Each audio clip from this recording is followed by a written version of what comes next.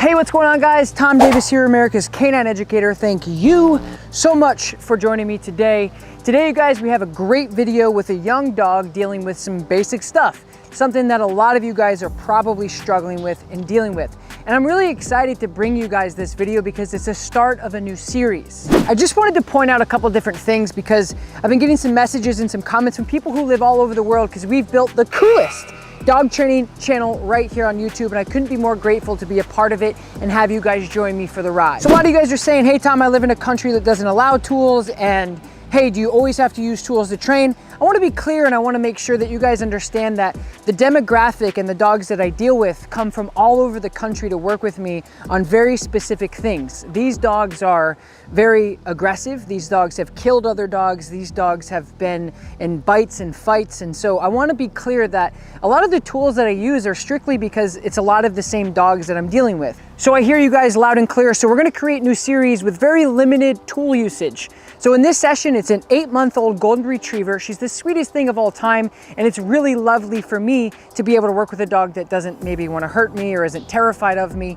And so in this series, we're going to start, I'm going to put a playlist together that you guys can watch with very minimal or no tool policy in these series. So this is the start of that series. I hope you guys enjoy it. It's a beautiful progress of a dog that really is just struggling with the basic commands. The owners are kind of struggling with the relationship, and the dog is very all over the place, and there's a lot of playful energy, and they're really trying to tighten up their basic obedience. If you guys haven't yet, you guys want to support me, you guys want to support the channel, like this video, leave a comment in the comments below. Let me know where you guys are from, as well as you guys can cop some brand new No Bad Dog merch. We have the I Speak Dog, the No Bad Dogs, the t-shirts, the leashes, and so on and so forth. That's how you guys can support the channel, support me as I'm moving into doing this more full time because we're growing and growing and growing. And I can't wait to continue to help you, communicate with you, engage with you, go live with you. Anyway, let's get into the video.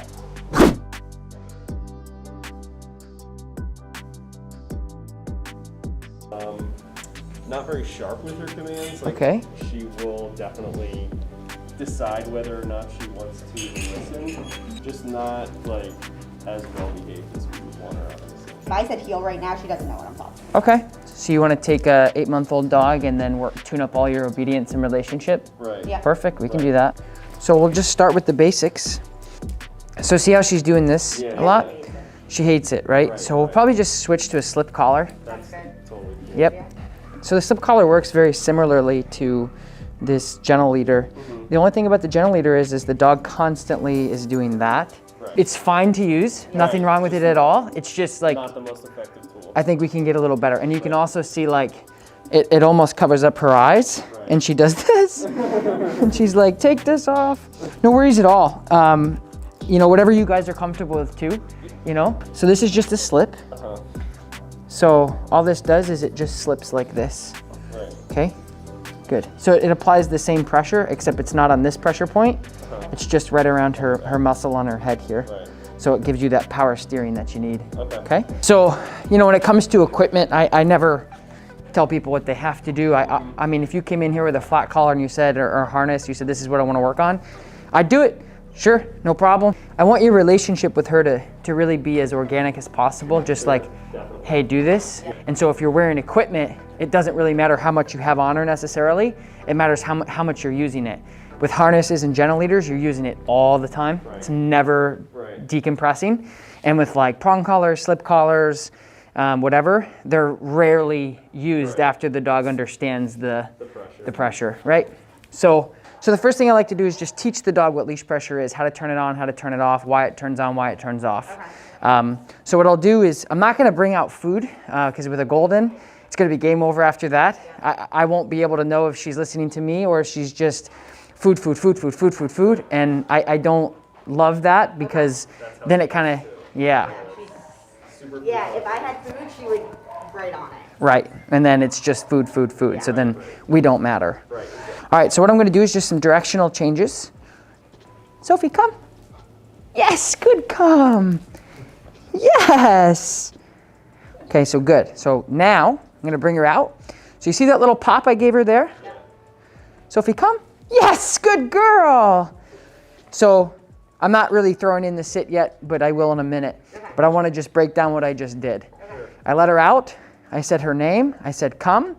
The first time she's like, nope.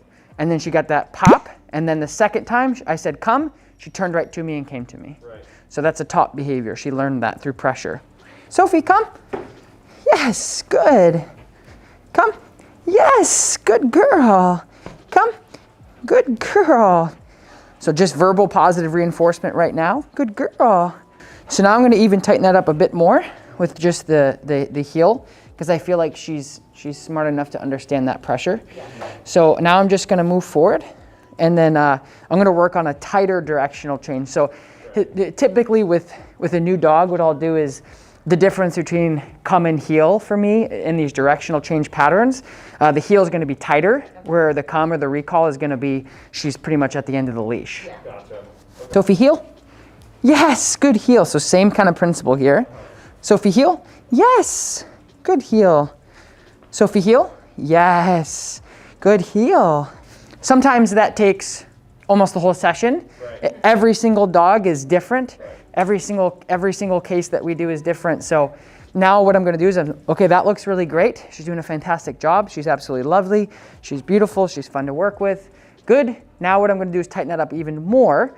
And I'm going to create like the invisible line here in front of me for the heel pattern moving forward. Because that's the harder task or exercise to do, is to say directional change healing. Because it's so apparent, hey, we're doing this. The dog's like, okay, I'm cueing on that. But now I'm just going to walk forward and I'm going to say, hey, you have to pay attention to this invisible line now. Are you ready? Oh, she's so lovely. She's so sweet. It's so nice because I always work with dogs that want to eat me. So it's really nice. Yeah, it's really nice. So now what I'm going to do is, like, the heel, I think historically would be the dog at your heels, right? So the dog is walking on your heels. I'm not too particular. I'm not a competitive obedience dog trainer. I'm a relationship guy of like, let's just teach some basics really nice. Basically, my invisible line will be like here. So I'm just going to give a little leash pressure with the slip collar, and I'm just going to throw in like a marker. Like some people go or like no, or yeah. So I'll just do that. I'll do what you guys do to make it easy. So I'm just going to go from A to B and to turn and do a sit. So I'm going to go here to the other side of the room. Sophie, heel.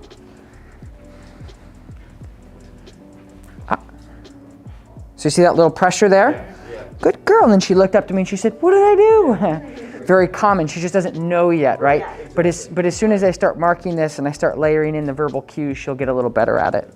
Sophie, heel. Now I can start verbally. Good heel, Soph. Good heel. So you see that nice loose leash heel engaged? Sit. Yes. Okay, break. Well done. Well done.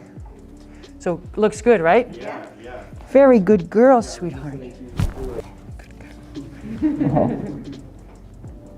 She's so sweet. Just love this girl. I just love this girl.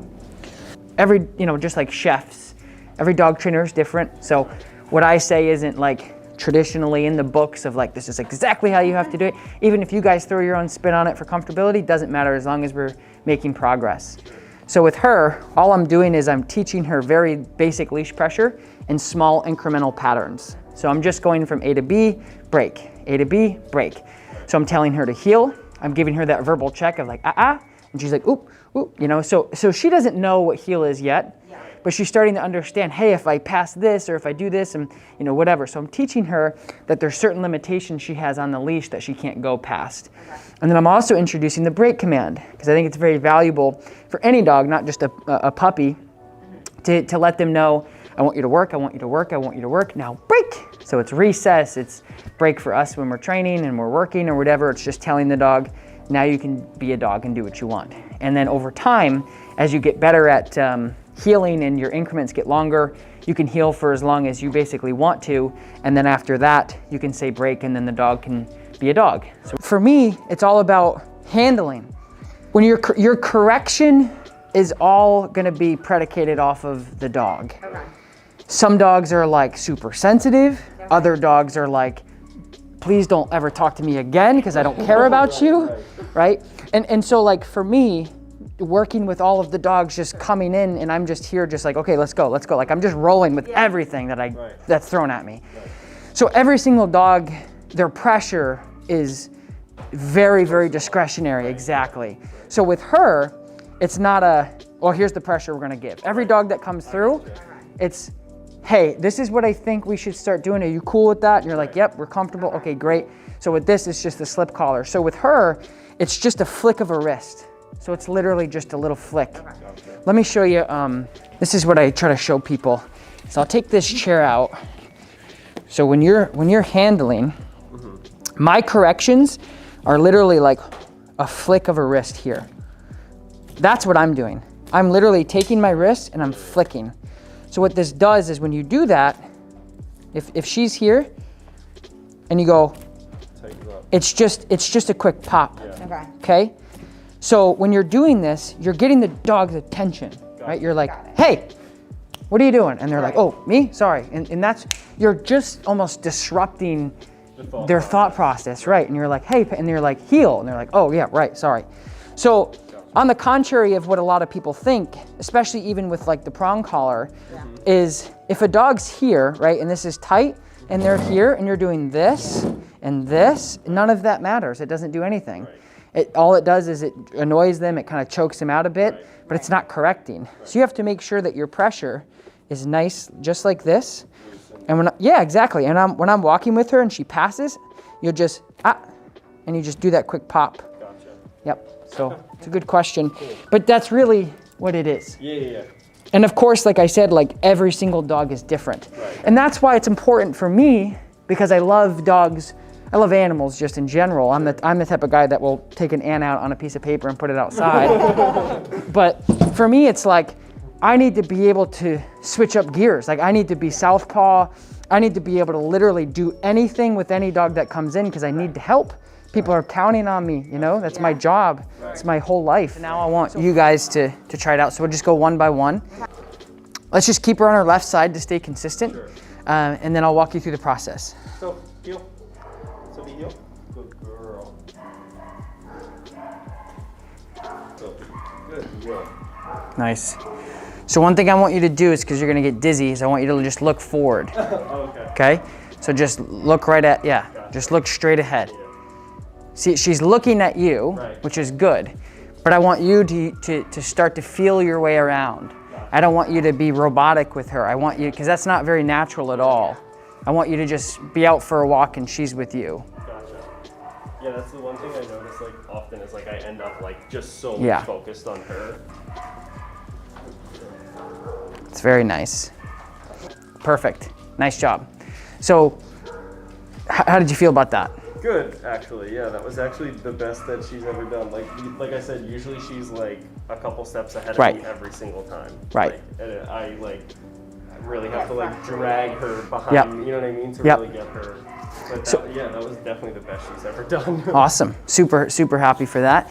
Two things that are going into this is obviously like I'm helping you, I'm coaching you, but being able to have that like structure, like for me, what I want to do is I want to teach her things. I don't want to have to restrain. Sure. When you were walking her, she was just walking nice and relaxed, and she was looking up at you. She was engaged, which is something you didn't have 28 minutes ago. Literally, yeah. So, like if you guys came in and you're like, I want to learn how to play basketball, or I want to learn how to swim, or I want to learn how to rollerblade or whatever, and I'm the guy, right? For whatever it is. Right. I'm going to say, let's start from, right here, put it in the basket. Let's swim from here to here, whatever. So I'm not going to tell you, okay, you guys go to the deep end or go half court shots or whatever. Right. That's where people make the mistake. Is you start off, you're like, oh, I get it. This is the form. This is the philosophy. This is the style. This is the tools we're going to use. Here's how we're going to do it. Here's how to hold that leash and all that stuff. Then a lot of people just go right all in, and you're like, man. And I say, hey, good to see you guys again. How did everything go on your break or whatever? And people say, oh, well, not that good. And I say, well, what happened? Well, we went downtown and it was terrible. And I'm like, well, duh. So you just have to make sure that, like with anything else that we do in life, you have to start off here, practice. And then once you feel like, okay, we're knocking this out of the park, then you can go and start copy and pasting this into reality. A lot of you guys asked me about my personal dogs, and I just want to show you Lola really quick. This is Lola. She's about 17 years old. I've had her since high school. She's been with me throughout all of my 20s and my early or my late teens.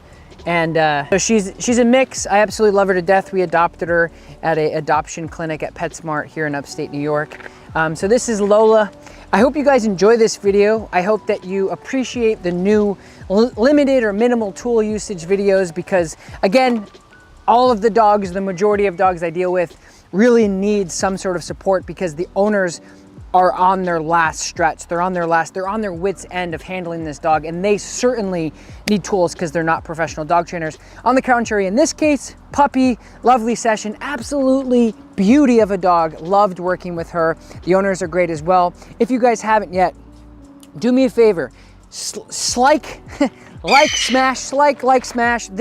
like this video, smash the subscribe button. I appreciate you guys so much. Leave a comment in the comments below, cop some No Bad Dog merch. At the very least, comment below, let me know where you guys are from, support the channel, share this with friends and family. I will talk to you next time. Peace.